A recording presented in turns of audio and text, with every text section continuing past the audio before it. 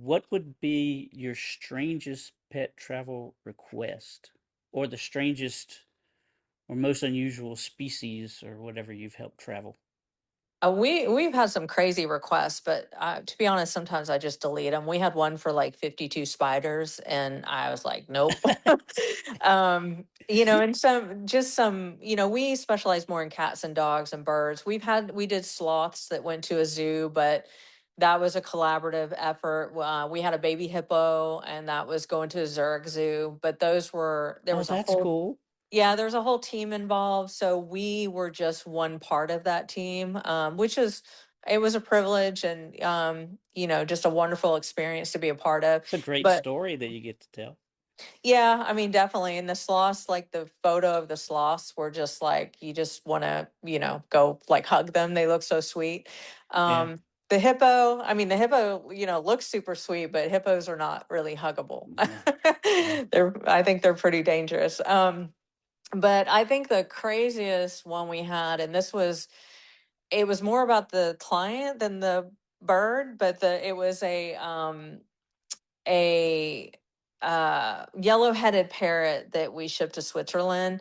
And with birds, you have like a 30-day quarantine before they can leave, and then you have CITES export and import permits, and then they have an evaluation when they arrive. And the countries, all vary, but in Switzerland they want like certain species to be paired. So when you're shipping like one bird, you have to get approval that they, don't need a mate. And in this case, this bird had been on its own for like 45 years. But the issue that we ran into was we had booked the parrot on KLM. And KLM is fine to ship unaccompanied bird as long as all the documents are in place. Well, the bird got loaded and then got offloaded due to an issue with the aircraft. So we had to switch the bird to Lufthansa, and Lufthansa requires the pet owner to be on the same flights. So the pet owner was already en route to Amsterdam or wherever she was going, might have been Frankfurt, and had to book a return to come back to get on the To same get on the flight. plane. Oh Yeah, my goodness. so Well, there's no way you could have foreseen that yeah, and to happen. KLM would not rebook. They had switched aircraft. They were switching to like a 767 for the next foreseeable future. So we couldn't even postpone KLM. We had to go with Lufthansa, and the pet Mm. owner has to be on that flight. And we can't even substitute a pet nanny or a caretaker. It has to be the person on the document. So, unfortunately she had to land, turn around and come back. And then, great ending. The bird ended up happy in Zurich. The bird could sing like Wonderful Life and all that, like a very, very sweet. His name was Maxwell, very sweet bird, talented. The owner was a little difficult to deal with, and that did not, help Didn't help when, at all.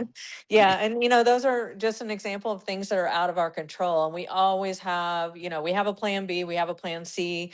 They're not always the most cost effective, but we always work to minimize costs and stress, but we are at the mercy of USDA, FedEx, airlines, all of that has to come together. And the bird in interim was at our boarding facility. Um, so our primary goal is to always make sure the pet's taken care of, but secondary to that is trying to rebook and get the pet where it's going. But yeah, that was probably the most interesting because it was such a long relationship, with getting the permits, the quarantine periods, and yeah, my Zurich colleague, we still kind of talk about that one because it, it was a little stressful, but yeah, the bird is still happy, healthy, and singing. And oh, they lost her luggage too.